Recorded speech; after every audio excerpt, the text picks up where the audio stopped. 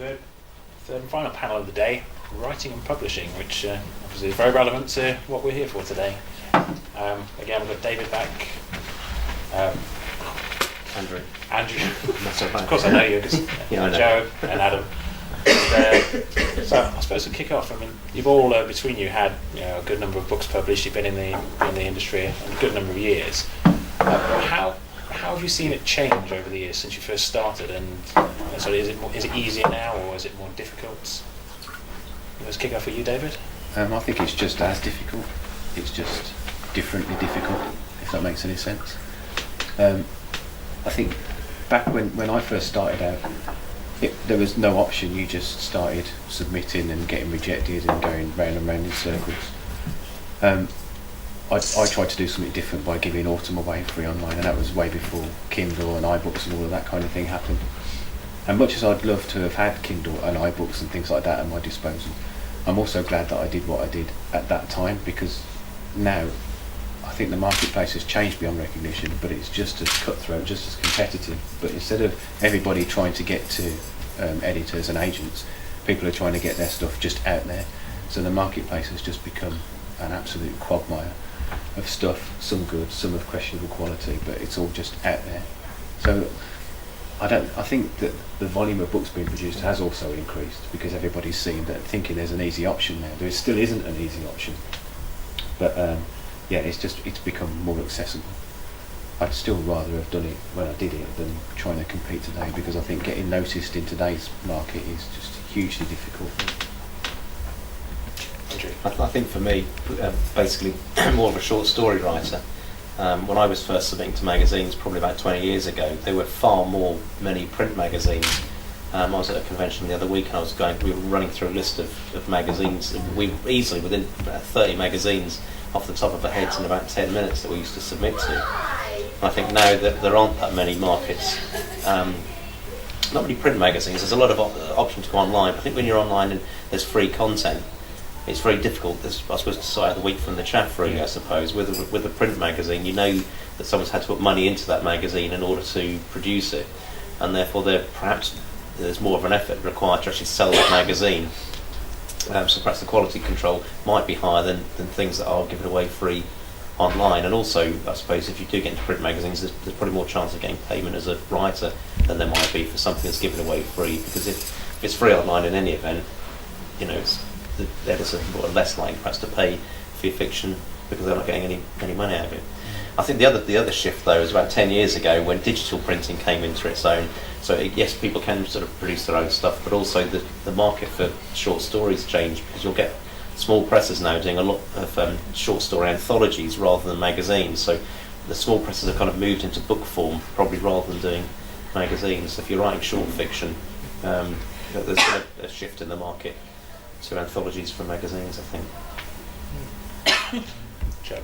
I find that some of the sense of community has gone out of it. When I started publishing short stories in mid to late 90s, as Andrew was saying, a lot of small press magazines around, ranging from really high quality product down to what was essentially just somebody with a photocopier and a stapler. But there was great community. People were putting effort and a lot of love into what they did. Whereas now there is less of a refining process. People are just directly putting so much of their own product out, and as everybody will say, there's some great stuff out there. There's an awful lot of crap out there. It's a bigger sea to get lost in. So you've just got to keep swimming, really. Adam. Well, Andrew stole what I was going to say. I told him not Don't to. show me, no. I said, I know. Yeah. But I agree. It's more difficult now to get noticed. As in, I was published back in 2004, my first book, but then I sort of had an extended period of alcoholism, and then came back in 2010. But things have changed, and I think the for the love markets are sort of killing things at the moment. There's a lot of publishers, small press particularly, not paying the author, getting paid themselves obviously, but not paying the author and not putting any effort in to cover design and things. Anybody can go on a website now, grab a picture, slap a garish font on top of it and go, I made the book, but you didn't make a book. It's disgusting. Don't do it. You shouldn't. But they do. Yeah. But they do, and they then go on to make other books and make the publishers, the small presses who are actually putting the effort in, paying the author first and foremost, making them look, the whole thing's frowned upon now. I mean, it's changed to the point where if you're a small press, then you've got to prove yourself before anything else, and I think it's changed a lot. It's different to how it was even 3 or 4 years ago. These last 3 or 4 years with the explosion of do-it-yourself, Amazon saying, we'll set up a formatting thing and we'll put the book on for you, and everybody thinks they can do it, and some people can, most people can't, but they do. And I think there are probably about 100 Adam Millards on Amazon now. I'm in the top 10.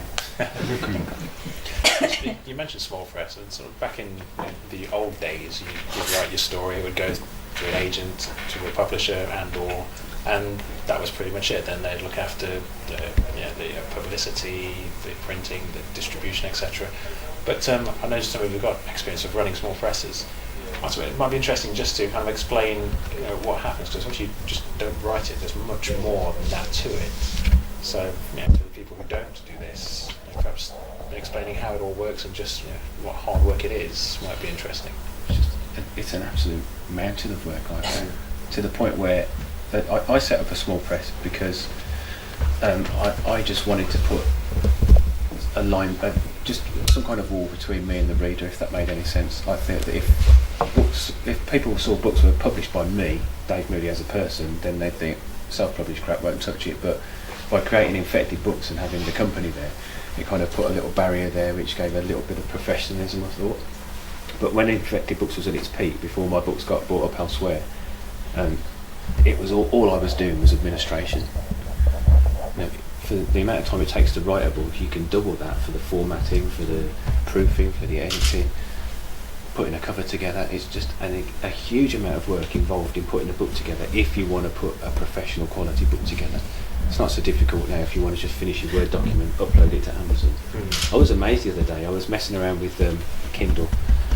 I'd written a book and I wanted to get it out to some beta readers, and some of them wanted it in Kindle format. And the easiest way to do that, I found, was just to use Amazon, pretend I was setting up the book. And they've even got a cover generator there now. And it's absolutely terrifying. You just pick a stock image, pick the font, and it just produces this cover. Absolutely awful covers. Yeah. But, for me, the benchmark has always been, I've got to make my self-published, independently published books look as good as one that's come from a major press. But it's a huge amount of work. Yeah. I ran a small press called Elastic Press from 2002 until 2009-ish. And that was to promote short stories. They were all short story collections from mostly unknown authors. Authors had come up from the independent press and had been published in magazines, but hadn't had a collection out. Sort of mixed genre a lot of the time, even within the same book. And so things that didn't sell, basically short stories, they never sell. Unknown authors, they'll say never sell, and sort of mixed genre anthologies. But we did a very good job of it.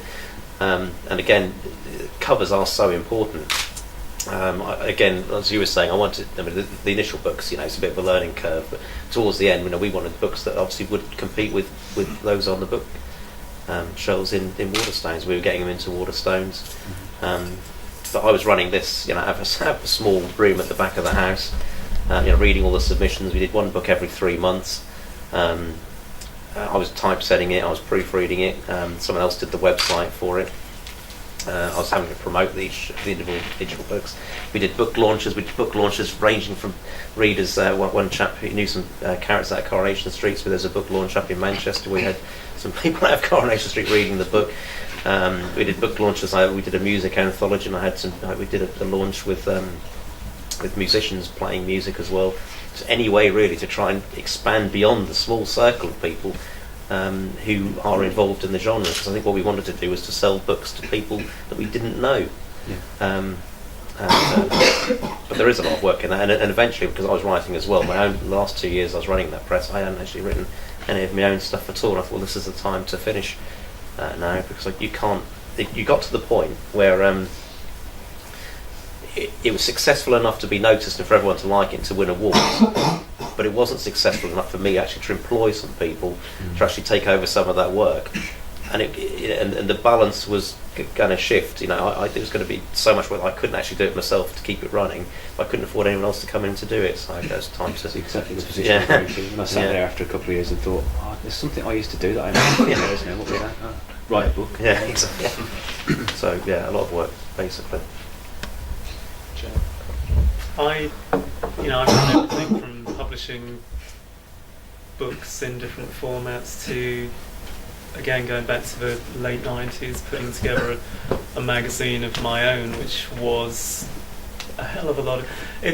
Publishing of any kind just shows how much you care about what you do, because it's such hard work and it's so time consuming, and other things do get pushed aside. But if you're not 110% committed to it, you're never going to get it off the ground. Certainly publishing a magazine as I did, and I mean still to this day occasionally I'll toy with the idea of putting together an anthology and bringing it out myself, but I just know, stop right there. As soon as you start to think about it, you don't have enough time for yourself as it is. I was saying to Andrew earlier, we were talking about all the different ideas we've been having for things we'd love to do for years, and we'll probably carry them to our grave because there just isn't enough time to live a normal life, to look after ourselves, to do our writing, and to run businesses as well, essentially. Adam? Yeah, I run a small press at the moment, which is... It's been 2 years. That's most businesses. But yeah, and my own writing suffered. Not the standard, but if anything, that's plagiarism. But only joking.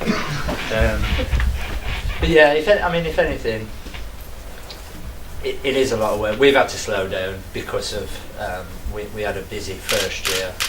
We just wanted to put out some anthologies, and then second year we've slowed right down, and next year's even slower. We're because at the end of the day, I've got my own, I've got books coming out, I've got contracts, and I think people don't realise the amount of work if you're doing it properly. The amount of work that goes into it. I have to commission artwork. I read the story, I say I like the story. Tell the person that I like the story.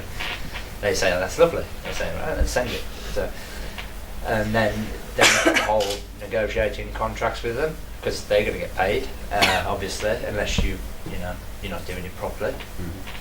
In which case, you charge them. But yeah, and then you commission the artwork, you find the artist, you pay the artist, they send you preliminary sketches, you go, yeah, that's lovely, it's all lovely. Can you colour it in now? And they go away with their little colouring book and they colour it in. And then they send you a final picture and you go, yeah, and then you put the writing on it, it's all very nice, it's all lovely. And then, so there's up to that point there, you've got your interior file, you've got your cover file, then you have to design your back cover, you've got your blurbs, you've got to send it out, get endorsements from people who've got names. It helps if you've got Ramsey Campbell who says, oh, this book's alright, you should read it. It's lovely. Lovely. Cheers, Rams. Lovely. So then you've got some, so you put those on the cover, and then you've just got to try and market the hell out of it. Then you've got to upload it as a Mobi to Kindle. Then you've got to put it on Kobo. You've got to send it to Barnes and Noble. You've got to send it to Waterstones. They'll say it's lovely, and we'll put one on our shop. And it's like, well, that's nice.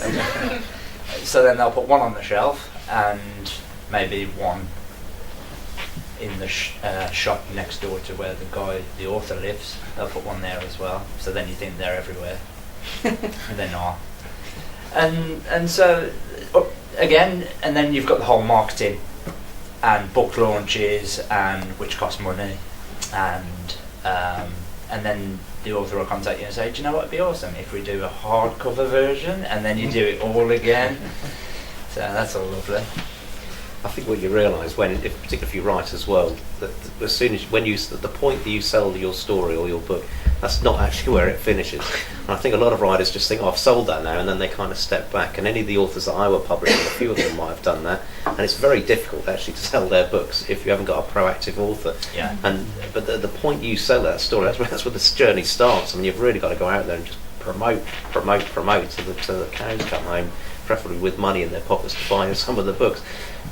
You're seeing it on both sides of the fence. It just makes you realise how crucial promotion is, and that sounds as though it's very obvious, but it is something you've got to work on constantly. We've got authors in America who they refuse to tell us that they were hermits signing the contract, and you don't make a penny, to be fair, as a publisher, and they don't get royalties as an author because they're not a presence, physical presence. You have to get to the conventions, you have to do the signings, you have to travel, and put your face out there. Even if it's not a desirable face, like myself. You've got to get it out there and get it recognised. That's true of both publishing stuff independently and going through major presses. Yeah. It's if you write a book now and you're fortunate enough to get a contract, then no matter who you sign with, biggest New York press or the smallest one-man outfit, you've got to go out there and push it yourself. And it's hard, and a lot of authors don't get that. It's a 50-50 thing, even if like you sign with, say, Angry Robot or quite a big publishing name in this country and abroad, they still expect you to do some of the legwork. And all of the legwork in a lot of cases. Yeah.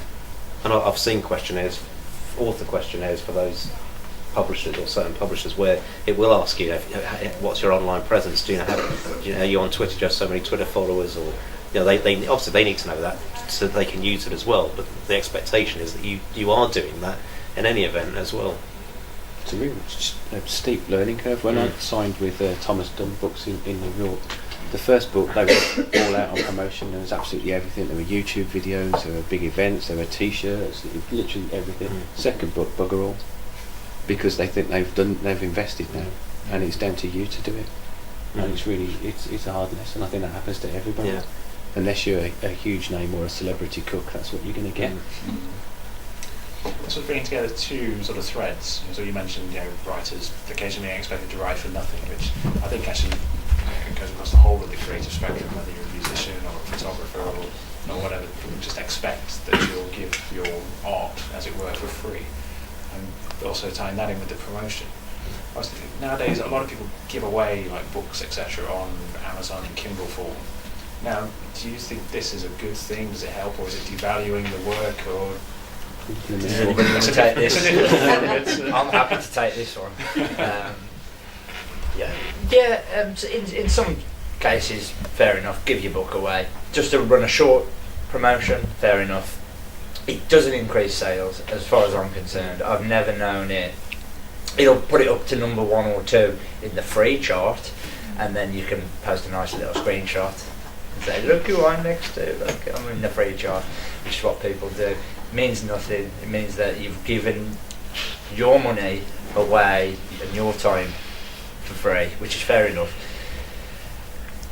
But when I see authors doing it constantly, and not just for 2 or 3 days at a time, I'm talking like they'll do, I'm giving away this book for 3 weeks, I'm giving away that book for 3 weeks. In fact, I'm having a whole year of just giving it away. And it's like, nobody's going to read it. To be perfectly honest, I think by giving it away, you're putting no worth into what you've created. So instantly, you're saying, this is free, have it. It's like if somebody gives you something, 9 times out of 10, you're just going to put it in the loft. I've got books on my Kindle that I've picked up for free, and I have no intentions of reading them, but it's just that word. It's just free. I'll take it. But there is a book. Yeah. Funny thing is, no, I think it's just an indication of, your first question was about how things have changed. I think this is an indication of how things have changed, because I had a book free online for, it was about 6 years it was on there for. It was downloaded. The figures that I know of, it was more than 500,000 times. And I know that if that book hadn't been there, downloaded thousands of times every month, then I wouldn't have had, I sound like a complete cock, I'm sorry, I wouldn't have had 2 film contracts, I wouldn't have signed with publishers in America and the UK. That all came from me giving that book away. But I do accept as well that I did it when there were very few people doing it. Yeah, you were one at the beginning. And now I think that there is so much stuff out there, as you say, you load your Kindle up with stuff that you're never going to read. And a lot of it, again, going back to the quality thing, a lot of it is just pants. I think sort of not wanting to stroke your ego even more, but I think you've been a pioneer sort of in several ways, because obviously with that, but also recently in books, something I've not seen widespread, but personally I think it's a good idea. I love books, physical books, and I love having books on my Kindle, but quite often you're forced to choose between the two, whereas this sort of your latest Amazon edition, my idea. Kind of said, buy the hardback and I'll give you a download of the Kindle. Yeah, the idea is in the back of the print book, there's a website you go to. You say you complete a form online saying where you bought it, and you get a code to download the free ebook version. And likewise, what Amazon are now doing that, you can publishers can set a matchbook price, I think. And you can, and so I've set it up at 0. So if somebody's bought a print version of one of my newer infected books online, then they can go to Amazon and download the Kindle version for nothing. But I also think it needs to go the other way as well. So at the back of my ebooks it says, if you've enjoyed this and you want to buy a hard copy now, fill in this form on my website and you'll get a discount code for the cost of the ebook, so that you're equivalent. The net effect is you buy the print book at the same price you would have bought it, less the ebook discount. Yeah. But I think it's only fair. It's only right. I object to paying twice for the same thing. Yes, exactly. Yeah. Thoughts? I think, as you say, if there's so much stuff that is available for free, there is a quality control thing there, and you do wonder if people are giving it away. What I suppose sort of the best stuff from the other stuff. I think also pricing is quite interesting, because when I was doing Elastic Press books, I thought, who is going to, how much will I pay for an unknown author's collection of short stories? And I stuck it at £5, and our books were £5 for quite some time, and we did sell a lot at conventions. I also had people coming up to me saying, you should sell these for more. We haven't bought because we thought £5 was too cheap, and therefore it wouldn't have been, perhaps, if you'd have done it for £7.99 or something, they perhaps would have picked it up, which I always think is a bit of a strange psychological thing. But I suppose you can apply that as well with free stuff, can't you? If you are giving it away for free, there's the implication that you have to give it away for free, because no one actually would pay any money for it. And I suppose there is a bit of a balance there. But alternatively, if you give it away for free, more people could download it, because it's not going to cost them anything. You might establish a fan base. Every author's going to be different, and I think it's an amalgamation of factors that will lead to some success. Having it available for free is probably quite useful if you're going to be quite successful, but you don't know that when you put it on there. It's a bit of a circular thing, really, isn't it? What's thoughts, Jim? There is the risk of, in addition to everything else that's been said, there is the risk of devaluing the work, and also I encounter so many people who expect you to give your books away. They express interest in your book. They say, I'd like to read that, expecting you to say, have a copy, which, even if I was drowning in free copies, I'd be quite loath to do, because I get quite bloody minded, and I do think it took me months or sometimes years to create this, and if you don't think it's worth, $6.99 or $9.99, if you will say you're interested, but only if it's free, that to me is not somebody who's going to buy my future work. That's somebody who's just going to be hanging around for free books. Okay, and on a bit of a positive note, obviously you've all been around writing for a good while, and there may be people in here who are just starting out. What advice would you give someone Don't now do it. who's starting? That's exactly the advice that Andy got to the Third Alternative. When I set up Elastic Press, I gave him a ring. He said, "Yeah, don't." But I think he's still going. let me answer this question last week. It was invest in a good editor. Put yourself above 99% of the trash that is on Amazon by putting out the best product you can. And when I say, like, people say, "Oh, I can't afford an editor," then you shouldn't be writing. I mean, it doesn't cost the world. It costs probably a couple of £100 maximum for a full manuscript. Pay for it, because in the long run it will benefit you. And also, if you can afford a cover artist, or if you're going to send it out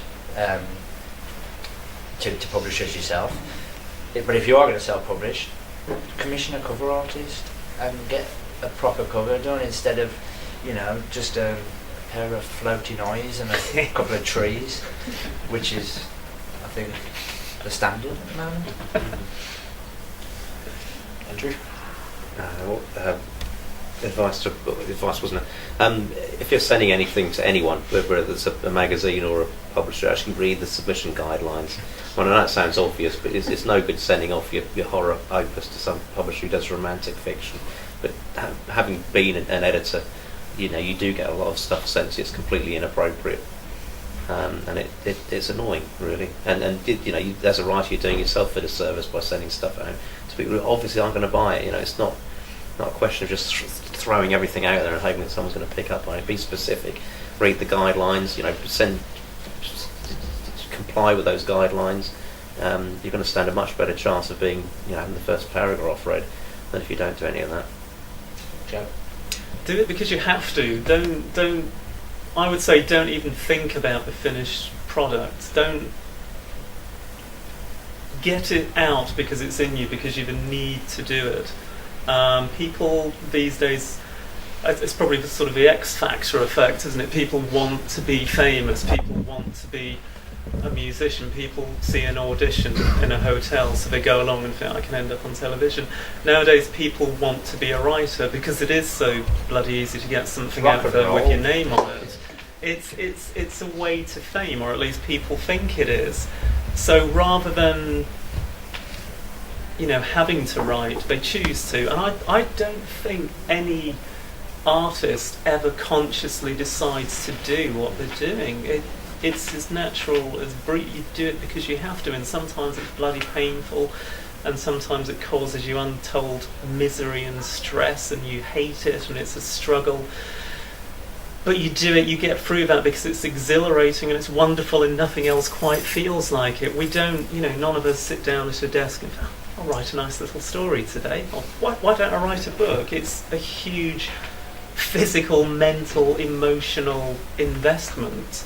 And if you just think it sounds nice, if you just think it sounds like a bit of fun, don't do it. Do it because you have to, and then keep on doing it. Don't give up. Don't ever stop. I think it was Stephen King who said, when asked why does he write, he said, because I can't not write. Yes. So I guess it's why you should. I'm terrified of not writing. There were a few years in my mid-20s when my life was ghastly and I basically couldn't concentrate on writing. And at the end of that time, I felt like I'd lost who I was, because from growing up, I'd been writing stories, and getting back into it, I haven't stopped since. And the thought of not doing it terrifies me enough that when people say, "How do you do it? How do you keep going? How do you go and carry on writing day after day when you've got so many other things to do? When it'd be easy not to?" Because I have a fear of not being a writer, I guess. I suppose finally some advice from you, David. Oh, I'd just echo what you just said, Joe, that you write because you want to write, because you've got a story to tell. It sounds really pretentious, but that's it.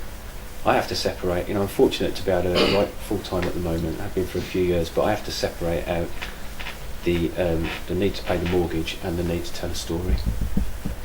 Because it doesn't matter how stressful it gets when you're watching the sales figures go up or down, and you're thinking about money coming in.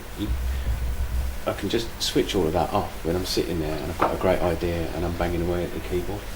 And that for me is what writing's all about, really. And if money comes from it, great. If readers come from it, brilliant. If you get some fame from it, that's excellent. But really it's just all about telling a story. That sounds so pretentious, but it's true. It's true. Well, never write to become rich because you're in prison. Because if you don't write what you believe in, you write crap as well. Yeah. You have to love the story. Well, you read my Facebook. I think we've got to wrap it up there, but again, thanks to David, Andrew, to Joe, and to Adam.